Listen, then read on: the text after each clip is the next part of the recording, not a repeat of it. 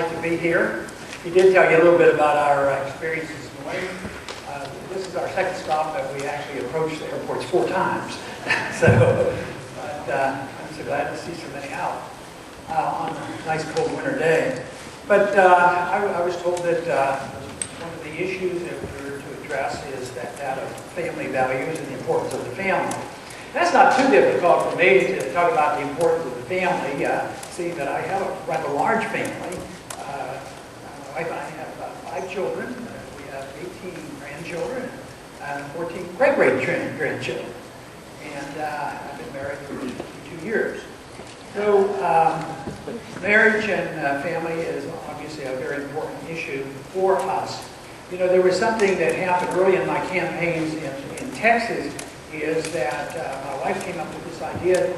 She said, you know what we ought to do is send out a cookbook, because the opposition, can you imagine the opposition attacking another person running for Congress? Well, they were attacking me and made me sound like a terrible person. And she says, what we need to do is send out a family cookbook, put the recipes in from all the kids, and take pictures of the family. And I told her, why in the world would you want to do that? I said, they don't want to see pictures of the family. They want to hear me give speeches about the Federal Reserve System. And she said, oh no, she says, they're beating you up badly, and some people would like to know that you have a family. So I said, all right, go ahead. And I usually tell this at Republican functions about how I was so opposed to it. But then I always had to admit, you know what, it was probably the best political literature we ever sent out, because the people really enjoyed that. People do want to know what you're all about and your family. I got interested slightly out of college in medical school in reading free market economics. That was back in the 1970s. I finished my OB/GYN residency in 1968. After having served in the military for 5 years, I was drafted and served in the Air Force as a flight surgeon. And I was drafted during the Cuban crisis. But in '68, my wife and I, we were raised in Pittsburgh. We went back to Texas because I was stationed there, set up a medical practice. Practiced OB/GYN for many, many years, delivered 4,000 babies over the years. And we have 3 of our kids that are in medicine, one daughter is in OB/GYN as well. And you may have heard that I did have another son. He decided to do something in politics. And I can't remember, I think he's a senator from Kentucky or someplace like that.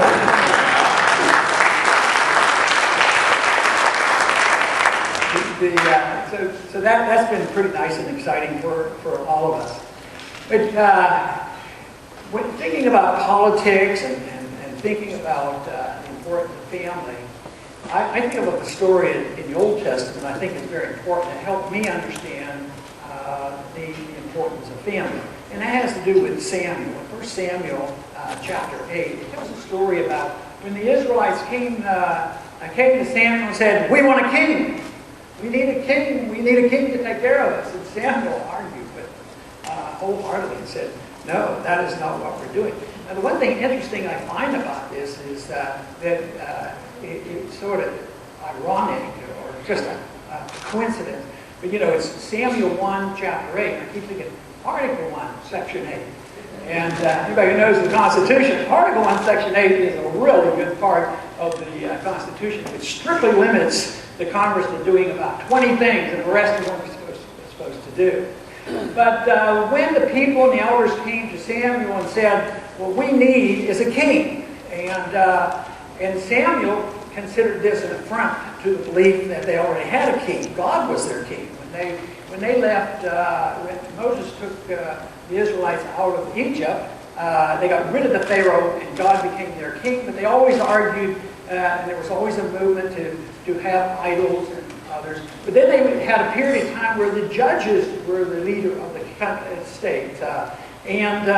But the country Israel was made up of families. It was a patriarchal society, and they didn't have a king. But Samuel warned them from God's message, don't do it. And he lists all these things. It's really interesting to read it. I have the quote here, but I won't read it because it's rather long. It said, don't get a king. You know what the king's going to do? The king's going to tax you and regulate you. He will conscript your children, send them off to wars, And they go on, and he said, this is what they'll do to your daughters, and they'll take so much of your land, they'll take so much of your seed corn, and the whole works. And you know, it's so appropriate for what today. And Samuel argued the case that this was not the fact that they just wanted a king, but it was an affront to the fact that they were substituting a king for God. And just think in our history, in our lifetime now, I mean, wasn't communism a God? Communism was God. Communist, the leaders dictated what truth was. And they would write down, this is the truth. And that was it. Think of the people who become deities. I mean, in Korea, we still have them. In Japan, they have. But over this last 100 years, so there's plenty of governments where the leader becomes a deity. So the concern was very justified that they were substituting, an idol for God. And today, why should that be appropriate today? Because I think in some ways, this is what we're doing. We're rejecting the notion of family, and we're accepting a king. Oh no, we don't have a king. We have an elected president, and democracy is just perfect, and democracy sorts everything out, the majority rules, and on and on. But the fact is that there's a lot of dictates, and the many things that Samuel was concerned about, we have today. Over-taxation, over-regulation, conscription, and fighting wars.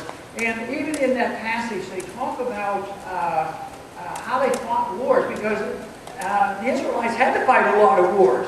And if they didn't have a strong central government, and they didn't have conscription, how did they fight those wars? And the Old Testament is very, very clear that when they were living within God's rule, they would win these battles. But the way they fought the rules was the individuals, the family members, the clans and the tribes, they would always send a certain amount of people. The young men went, the women didn't go, and they would send. It reminded me of the way they talked about in this country, having a militia. And the militia, we weren't supposed to have a standing army. The federal government was against the standing army. And the Israelites did not have a standing army. But they fought their wars, and they won their wars unless they strayed. So today, we are living in an age where I think the family has been greatly diminished. I think there's a failure today to recognize that our rights and our lives come from our Creator. We have drifted into accepting the notion that government provides for us, and government will take care of us. And just as the Israelites were not satisfied with their kings and the predictions and the warnings of Samuel came true, because he said it would cost a lot. The cost would be exorbitant, and that you would not get what you were asking for. And today, we're dependent on the king. We're dependent on the central government. They're to take care of us from cradle to grave. They're supposed to take care of our educational needs, our medical needs, the whole work. And yet, it works. Good while, hasn't it? Years after years. And the worse things got, the more they debased the currency, the more dishonesty, the more counterfeiting we've had. And we've had ultra counterfeiting of our currency since 1971, since the gold standard just disappeared. And in doing that, we had been taught, because we've had a benevolent king that said, we will take care of you. And they have printed the money, and we have taken care of people, whoever has a need. People have need. And you think that food stamps were started for a few people who were indigent and needed some help. And today you have millions and millions of people with the recession going on food stamps. But what is happening, our dependency on our king and dependency on our state is coming to an end, because we're at a point now where we no longer can afford it. We have taxed as much as we can. We have borrowed as much as we can. We are now resorting to inflating as much as we can. That's what all this QE2 stuff is talking about. This past week, it was unbelievable how much the Federal Reserve created. Like in 1 week, they can create $30 billion just out of thin air to keep this going. We have given up our responsibility to care for ourselves and our family and delivered it over to the government and into a secret government called the Federal Reserve System. Federal Reserve actually can spend in 1 year more money than we do in the Congress. No appropriation, no authorization, and we're not even allowed to ask them where they spent the money. And I've been trying to get the Federal Reserve audited. We're getting a little bit of auditing. We got a little information from last year after the big bailout. We found out 1/3 of those trillions of dollars they created went to foreign banks. So it's out of control, but it's not all their fault. It's our fault too, because we allowed it to happen. And that's why the American people are rising up now and saying, enough is enough. We can't do this much longer. And we also know that ultimately the system breaks down. And I think that's what we're witnessing now. We've seen the first big crack, and that was the financial bubble crack. There was the hint of it when the NASDAQ bubble cracked, and then the housing bubble cracked. And now there's a dollar bubble and a bond bubble. Everybody still in the world trusts America. We have the military power, and they'll take our money, and we're still living on borrowed money. And we can still buy stuff from around the world and live beyond our means. But now we're starting to see people living beneath their means. And the real tragedy about this is the immorality of the people who suffer are the ones least responsible for it. The people who benefited with the bubbles, you know, the bankers and the big corporations and the government, they're the ones who get the bailout. And who suffers? It's the middle class that suffers because they lose their jobs, and then they lose their houses, and they have all kinds of problems. But that is a characteristic of the acceptance that you can counterfeit money. The Bible is very clear about money. It talks about money in quite a few places, but its strong admonition is that we should have honest weights and measures. I mean, we know thou shalt not steal, thou shalt not kill, but thou shalt not counterfeit money too. That is in the Bible, and yet we know if you and I counterfeit, we can get put in prison, and rightfully so. Matter of fact, that is only one of 4 laws at the national level that is supposed to be enforced by the federal government. In 1792, when they had the first Coinage Act, after we had our new Constitution, they wrote a law that said that if you counterfeit the money, you'll get the death penalty. That's how strongly they felt about it. And yet today, counterfeit is the way we're living. And most of the argument now in Washington is who's going to get the last pieces of the pie. And there's, unfortunately, not a very serious attempt to cut up there. The Republican side are starting to cut, they'll whittle away here, and the Democrats get hysterical. You can't cut anything. And we don't have enough votes to cut significantly, so we will face a crisis. And we have placed our trust and our faith in a false God, and that God is government. And we have to change that. We have to place our confidence and faith in our God who has given us the responsibility to care for ourselves and care for our family. But it gets tough when the government doesn't provide a general environment where you can do it, where they interfere with contracts, they interfere with the monetary value, they interfere with bankruptcy laws, and the government's always interfering. And then they load on the regulations, then they load on the taxation, and it gets pretty hard. You say, yeah, I want to take care of myself, but it's getting pretty hard to do it because of all the roadblocks put in the way. So I believe it all comes from a misunderstanding of where our rights come from, our own responsibilities. Now, I believe in very, very limited government. Sometimes people object, you don't want hardly any government. I don't want very much government. And one of my arguments for this is that you know, when it comes to our religious faith, I think most of us agree that that is a very personal matter. Our salvation is not going to be delivered to us by our parents. It's not going to be delivered to us by a collective group. Just joining a church, you don't gain salvation. This is very personal. If that most important thing called salvation is purely personal, what about all the other things we do? What about personal choices elsewhere? If we can have free will and choices there, what about the free will and choice on what we read and what we eat and all the other habits that we have? See, I'm not for passing a lot of laws like that because I don't think they work. And I think it's much better for us to have the freedom that we desire and put the responsibility on us. And the main goal of political action for me and for many others is to preserve liberty. not to be the king and tell us how we're going to redistribute wealth and help this group versus this group. It's there to preserve liberty. And what is the purpose of life? For me, the purpose of life is an opportunity to strive for excellence and virtue. And if that is our goal, we want the government out of our way. We don't want the government telling us how we can achieve virtue or a perfect economic society, a perfect fair society. That interferes with property rights. It rejects the notion of personal responsibility, and it ends up badly. And that's where we are today, because we as a people, not you as an individual, but we as a people generally have given up that responsibility. We have not assumed that responsibility that we're in charge. And if you had a truly free society, I don't think for a minute you would have to worry about where your next meal is coming from. You say, oh yes, but there will be some that can't take care of themselves. But if you change a whole system for the few who have problems, you're going to make sure that there are a lot more people who are going to have problems.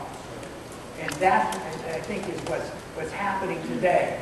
So you say, well, still, you have to help people. Well, the most important thing that anybody can do, if you have a humanitarian instinct to help other people, is defend liberty, defend property, defend low taxes.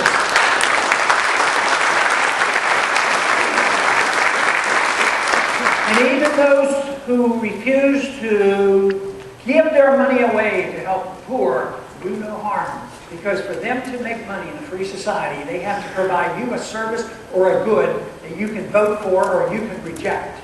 And in that way, they have to create jobs. But there are others, and I would say in the Christian community especially, there are others who believe you should go further than that, other than just saying, well, I'm a good investor and I create jobs, and I believe in that. But there are others who will say, well, we need to go an extra mile, and Christ obviously taught us this. And that is to help the downtrodden, help the sick. I practiced medicine when there was no government involved, and worked in a Catholic hospital for very, very little money. Nobody was ever turned away. Today, people have trouble getting medical care. The cost is so high. The charges are always the maximum. And yet we have the government designated that medical care is a right. Education is a right. I don't believe that. I believe you have a right to your life, you have a right to your liberty, and you have a responsibility to take due care of yourselves and be involved in your family life and have a system where the family is in charge of the education, the family is in charge, and then, because there would be an abundance, there would be enough wealth for us to share it. And besides, the number of people living in poverty would be so much less. And today, think of the people, quite frankly, our government doesn't give us the accurate statistics on the unemployment. It's very, very high. It's over 20%, and that's why people are very unhappy. No matter what the government says. Last week, unemployment dropped below 9%. No inflation. Inflation 2%. I don't know anybody who really believes that. They will, I wouldn't ever say they lie to us, but they sure do fib to us. And they deceive us. They deceive us, and they make us. But there's a lot of problems that exist that I am convinced that can be solved by doing what we haven't done. We have had too many people who have a careless attitude about the rule of law, what the Constitution says, what the federal government's allowed to do, what the state governments are allowed to do, and responsibility. And because of that, I think the solution isn't that complicated. Why don't we just all obey the Constitution? I think that would be a good place to start.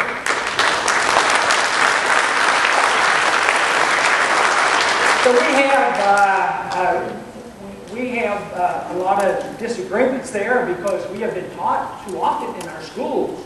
Our public school system has taught us for years that the Constitution is not to be overly rigid. It's to be flexible and pliable and adaptable to modern times. And therefore it's relative, it has relative value.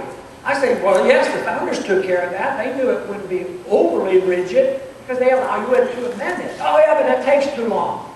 So then they throw it out the window. And once you can throw it out the window for any one thing, the rest is up for grabs. And we started throwing individual things out the window a long time ago. And that is why it's so hard, to cut. Because I have people come to my office and they say, cut, cut, cut, the deficit's out of control, but by the way, will you vote my package? Don't come vote to cut my package. And it's going to be cut. It's not going to be cut because all of a sudden they're going to listen to this speech if I give it there or when I give it there. It's going to end because we won't be able to afford it. But the important thing for us as citizens, responsible citizens, we have to realize that we have a spiritual obligation and we have an obligation to obey the rule of law. We have an obligation to think about the future generations. Most everybody in this room, I'm quite sure that we've done pretty well and we've enjoyed it.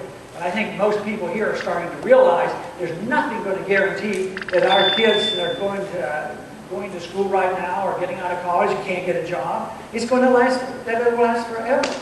So therefore, we better know what to do. If you don't like the monetary system, and I don't, we better have a proposal on what to do about it. And we get guidance there from our Constitution, we get guidance there from our Bible, and counterfeiting and debasing the currency is immoral, illegal, and unconstitutional. So that's a pretty good start. But we need more faith, more confidence, and understanding what true liberty is all about. True liberty doesn't mean that you have certain rights to have economic freedom, but we better regulate people on their social behavior because I don't like what they're doing. But the whole thing is if you do that, your religious behavior will be social behavior and they'll want to regulate that, and they are starting to do that now. So that is why you want to protect liberty. When people do harm to others, when they steal and defraud and do harm or threaten harm, that is the role and responsibility of the government. But other than that, it's Christ taught tolerance as well, not to the way he talked to the prostitute and others. I mean, it was an understanding, and tolerance is very important. If there is no tolerance, I'm afraid we're going to be on the receiving end. We as Christians. So therefore, you want to protect your liberty and limit the enforcement to those who cause harm, who cause injury, who cause theft, and counterfeit. That's a role for government. But we should think seriously about our Constitution, not only the monetary issue of the welfare state, but also on our foreign policy. There's no authority that says that we should be the endless policemen of the world. We don't have the money, we can't do it, it costs too much. That was the argument with Samuel. He said, don't get a king, it's going to cost a lot. It's amazing how strong they emphasize the cost. And just think of the cost to us. Since the last 10 years, in the 2 wars that are going on and spreading, and maybe we're going into Libya, well over $1 trillion, probably closer to $2 trillion. It's going to go on and on. And people are seriously saying, well, when are we going to send the troops to Libya? Well, do you have any more money to send over there and get in the middle of another civil war? And besides, we shouldn't go to war without a declaration.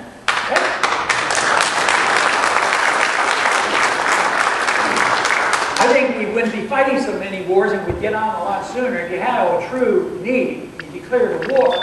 Remember, World War II was just slightly over, 3.5 years?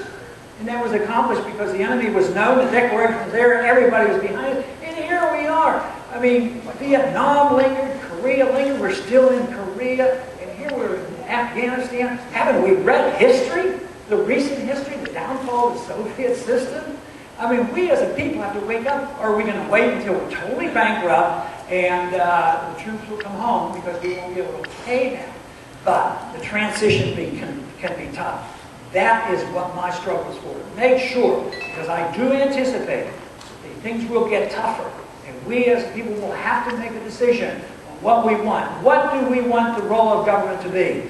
And to me, the role of government ought to be there to protect liberty, to protect individuals, to protect our families, put the responsibility at the local level, not on the king that has gone astray in Washington, D.C. Thank you very much.